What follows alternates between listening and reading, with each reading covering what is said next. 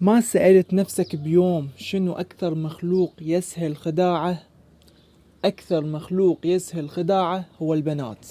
هذا الفيديو عبارة عن تحصين للبنات المراهقات من وحوش الشهوات.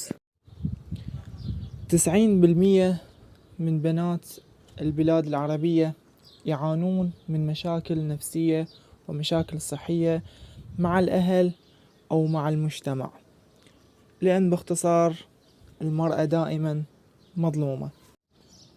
راح تضطر للعثور على أي شيء يحويها، والعالم مليان بالشباب أصحاب النفوس الضعيفة، ومع كثرة الفساد ومع كثرة وقوة وسيطرة الشهوات على عقول بعض الشباب راح يغرها بكلمة الحب، اللي هو أصلا هو وسيلة من وسائل الشيطان. ومفهوم الحب هو بالنسبة لي هو عقد القرآن والزواج على سنة الله ورسوله قبل كل شيء، قبل حتى التعارف.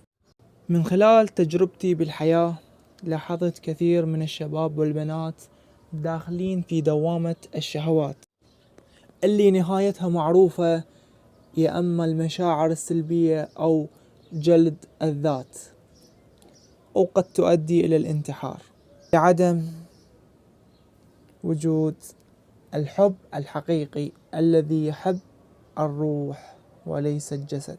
الشخص إذا طلب من عندي الصور أو طلب يشوف شكلك، هذا الشخص هو راح يحب جسدك.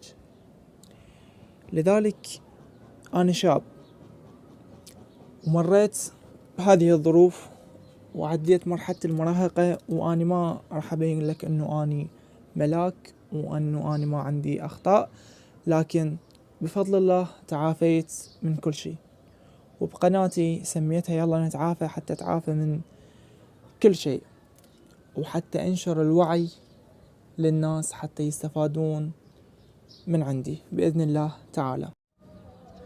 راح أسوي سلسلة للبنات فقط، وهذه السلسلة راح يكون عليها بعض المشرفات من البنات، لكوني ولد وما عندي معلومات الكثيرة عن البنات، فلذلك راح أخلي بعض المشرفات حتى هذا الكلام راح يوصل من بنية إلى بنية.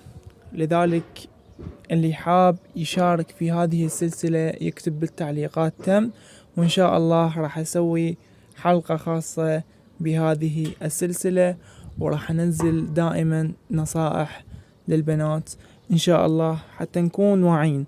وأيضا راح أسوي سلسلة للشباب، وإن شاء الله راح نكون أكثر وعي، وإن شاء الله نتعافى من كل شيء.